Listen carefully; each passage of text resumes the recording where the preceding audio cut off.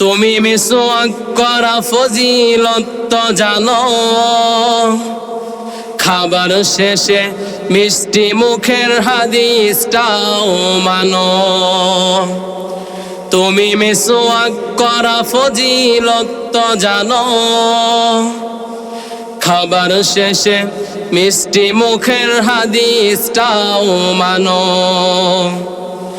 শুধু হক কথাটা উচ্চ স্বরে বলতে পারো না, অন্যায় দেখে বারুদ হয়ে জ্বলতে পারো না। ঠিক কিনা বলেন? শুধু হক কথাটা উচ্চ স্বরে বলতে পারো না, অন্যায় দেখে বারুদ হয়ে জ্বলতে পারো না। কেমন মুসলমান তুমি একটু ভাবো না, কেমন তোমার ঈমান একটু বলো না। কেমন মুসলমান তুমি একটু ভাবো না, কেমন তোমার ঈমান একটু বলো না। তুমি যেই কোরআনের দাওয়াত দিলে বুকেতে নাই তুলে, দেখো সেই কোরআনের ব্যাখ্যা লিখে কেউ ফাঁসিতে ঝোলে। ঠিক কিনা বলেন? তুমি যেই কোরআনের দাওয়াত দিলে বুকেতে নাই তুলে, দেখো সেই কোরআনের দাওয়াত দিয়ে কেউ ফাঁসিতে ঝোলে। তুমি দুনিয়ার মোহে জীবনের মায়া ছাড়তে জানো না, প্রভুর রাহে প্রাণ বিলিয়ে দিতে জানো না। তুমি দুনিয়ার মোহে জীবনের মায়া ছাড়তে জানো না, প্রভুর রাহে প্রাণ বিলিয়ে দিতে জানো না। কেমন মুসলমান তুমি একটু ভাবো না, কেমন তোমার ঈমান একটু বলো না। আলহামদুলিল্লাহ। সম্মানিত মুআজ্জাজ হাজিরিন, আজকে আমার আলোচনার বিষয়বস্তু হলো ইসলামী রাষ্ট্রে যারা শাসক হবে তারা কিভাবে বিচার পরিচালনা করবে, আজকে আমার আলোচনার বিষয়। আল্লাহ রাব্বুল আলামিন তিনি হলেন ন্যায়বান। আল্লাহ রাব্বুল আলামিন ন্যায় প্রতিষ্ঠা করেন। আল্লাহ রাব্বুল আলামিন মানুষদেরকে ইনসাফ প্রতিষ্ঠা করতে বলেছেন। ঠিক কিনা বলেন? আল্লাহ রাব্বুল আলামিন কোরআনুল কারীমের 14 নম্বর পারা 16 নম্বর সূরা 90 নম্বর আয়াতের ভিতরে আল্লাহ রাব্বুল আলামিন সুন্দর করে বলতেছেন, ইন্নাল্লাহা ইয়ামুরু বিল আদলি ওয়াল ইহসানি ওয়া ইতাই যিল কুরবা ওয়া ইয়ানহা আনিল ফাহশাই ওয়াল মুনকারি ওয়াল বাগই। জোরে বলুন আল্লাহু আকবার। আল্লাহ রাব্বুল আলামিন বলতেছেন, নিশ্চয় আমি আল্লাহ রাব্বুল আলামিন তোমাদেরকে ন্যায় নীতি, ইনসাফ এবং সদাচারের আদেশ দিচ্ছি। আল্লাহু আকবার বলেন। আল্লাহ রাব্বুল আলামিন আরো সুন্দর করে বলতেছেন সূরা হুজুরাত 9 নম্বর আয়াত 26 নম্বর পারা সূরাতুল হুজুরাতের ভিতরে আল্লাহ রাব্বুল আলামিন সুন্দর করে বলতেছেন, ওয়া আকুসিতু ইন্নাল্লাহা ইউহিব্বুল মুকসিতিন। জোরে বলুন আল্লাহু আকবার। আল্লাহ রাব্বুল আলামিন বলতেছেন, তোমরা সুবিচার করো, ইনসাফ কায়েম করো। আর সুবিচার যারা করে, যারা জমিনে ইনসাফ কায়েম করে, আল্লাহ রাব্বুল আলামিন তাদেরকে ভালোবাসে, আল্লাহ রাব্বুল আলামিন তাদেরকে মহব্বত করে। সুবহানাল্লাহ বলেন। আমার ভাইরা, শুধু তাই নয়, আল্লাহ রাব্বুল আলামিন তার হাবিব জনাবে মুহাম্মদুর রাসূলুল্লাহ সাল্লাল্লাহু আলাইহি ওয়াসাল্লামকে সুবিচার করার আদেশ দিচ্ছেন।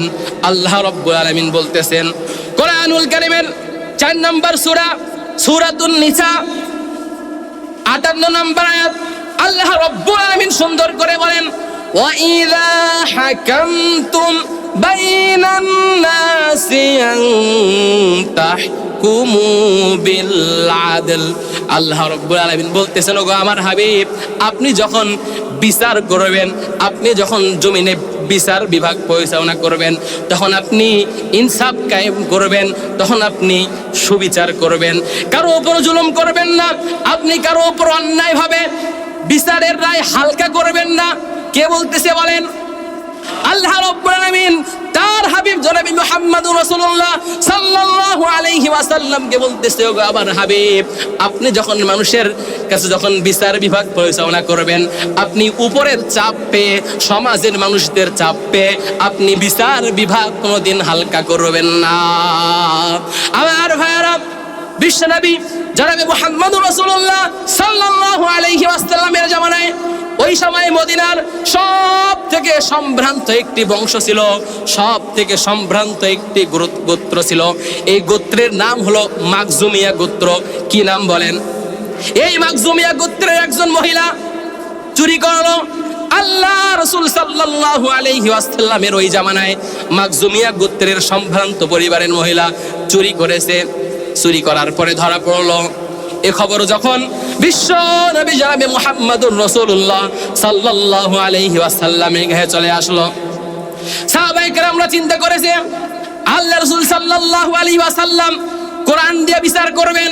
কি দিয়ে বিচার করবেন বলেন? কোরআন দিয়ে সূরার বিচার আল্লাহর নবী করবেন। সাহাবায়ে কেরামরা চিন্তা করতেছেন, এই মহিলা হলো ওই সময় মদিনার সব থেকে সম্ভ্রান্ত পরিবারের মহিলা। এই মহিলা চুরি করতে গিয়ে ধরা পড়েছে, আর আল্লাহ রাসূল যদি কোরআন দিয়ে বিচার করে তাহলে এই মাখজুমিয়া গোত্রের মহিলা, তার কিন্তু হাত কেটে ফেলা হবে। কি করে ফেলা হবে বলেন? এই মহিলার কিন্তু হাত কেটে ফেলা হবে।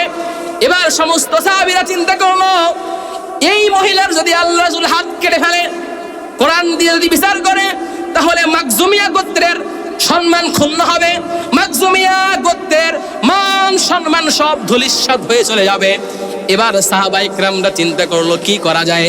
এবার সাহাবায়ে কেরামরা পরামর্শ করে ওসামা ইবনু যায়েদ রাদিয়াল্লাহু তাআলা আনহু এই সাহাবীকে বলল, ওসামা, আল্লাহ রাসূল তোমাকে পছন্দ করে, আল্লাহর নবী তোমাকে বড় ভালোবাসে, তুমি যদি আল্লাহর নবীর কাছে গিয়ে এই সুপারিশটা করো, ইয়া রাসূলুল্লাহ, ইয়া হাবিবাল্লাহ, ওই যে মাখজুমিয়া গোত্রের মহিলা চুরি করলো, চুরি করার পরে ধরা পড়লো, আপনার কিছু যে বিচার চলে আসছে এই মহিলার চুরির বিচার, আপনি যদি কোরআন দিয়ে বিচার করেন তাহলে তো এই মহিলার হাত কেটে ফেলা হবে।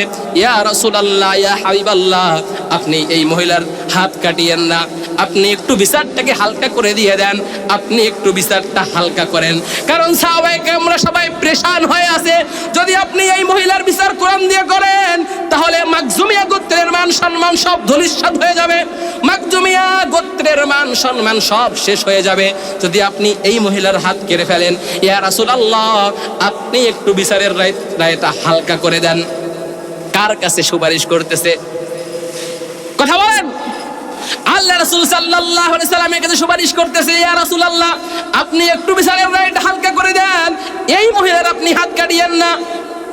আল্লাহ রাসূল সাল্লাল্লাহু আলাইহি ওয়াসাল্লাম সঙ্গে সঙ্গে বললেন, ওসামা ইবনু যায়েদ, তুমি যেই মাখজুমিয়া গোত্রের মহিলার আমি যেন হাতটা না কাটি, তুমি যে সুপারিশ করতে আসছো এই মাখজুমিয়া গোত্রের মহিলা না হয়ে যদি আমার কলিজার টুকরামে ফাতেমা হয়ে যেত, তার হাত আমি জল্লাদকে দায়িত্ব দিতাম না, আমি পয়গম্বর আমার কলিজার টুকরামের হাত কেটে দিতাম।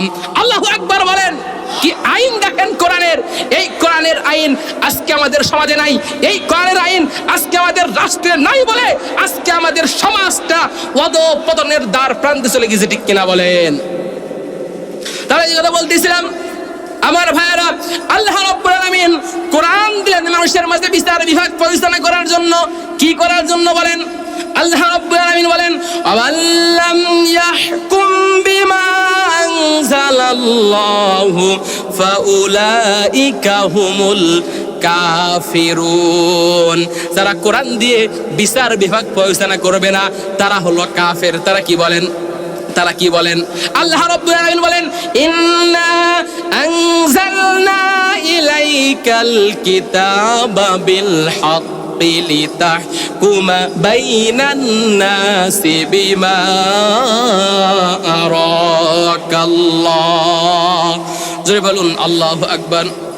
আল্লাহ রাব্বুল আলামিন বলেন, আমি কোরআন দিলাম মানুষের মাঝে বিচার বিভাগ পরিচালনা করার জন্য। রান্নাঘর থেকে নিয়ে পার্লামেন্ট পর্যন্ত কোরআন দিয়া তোমরা বিচার বিভাগ পরিচালনা করবা, কোরআন দিয়া তোমরা তোমাদের সমাজটা পরিচালনা করবা, কোরআন দিয়া তোমরা তোমাদের দেশটা পরিচালনা করবা। কে বলতেছে বলেন?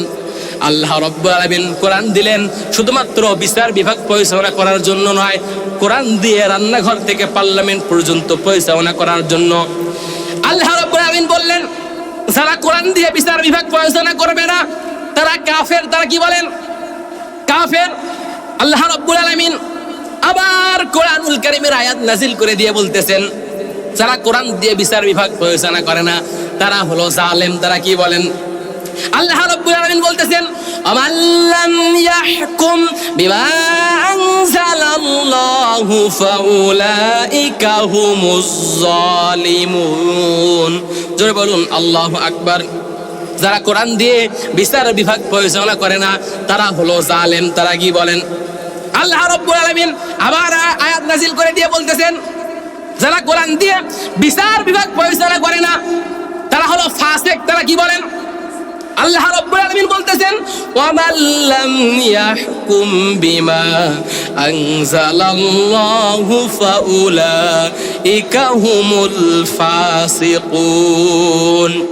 জোরে বলুন আল্লাহু আকবার।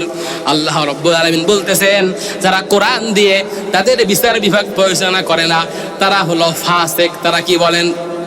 আমাদের সমাজের দিকে তাকান এবার। আমাদের সমাজ কি কোরআন দিয়ে চলতেছে না মানব রচিত আইন দিয়ে চলতেছে? বলেন, কথা বলেন। কষ্টিন কালেও আমাদের সমাজ এখন পর্যন্ত কোরআন দিয়ে চলতেছে না, আমাদের সমাজ চলতেছে মানব রচিত আইন দিয়ে। ঠিক কিনা বলেন? এই মানব রচিত আইন দিয়ে আমাদের সমাজ চলতেছে বলে আজকে আমাদের সমাজের বিচার ব্যবস্থা ঠিক নাই। আজকে আমাদের সমাজে যারা বিচার করে, আজকে আমাদের সমাজে যারা বিচার বিভাগ পরিচালনা করতেছে, এরা দেখবেন হয় ক্ষমতাসীন দলের লোক, না হয় উপরের চাপে বিচার বিভাগটা হালকা করে দিচ্ছে। বিচার বিভাগ হালকা করে দেওয়ার কারণে যেই দেশের দেখা যায় বিচার বিভাগ ঠিক থাকে না, যেই দেশের বিচার বিভাগ ঠিক থাকে না ওই দেশের মেরুদণ্ড কখনো সোজা থাকে না, আর ওই দেশে জুলুমতন্ত্র আরম্ভ হয়ে যায়। ঠিক কিনা বলেন?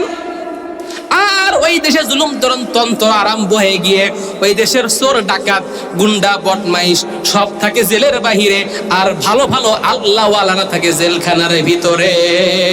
ঠিক কিনা বলেন?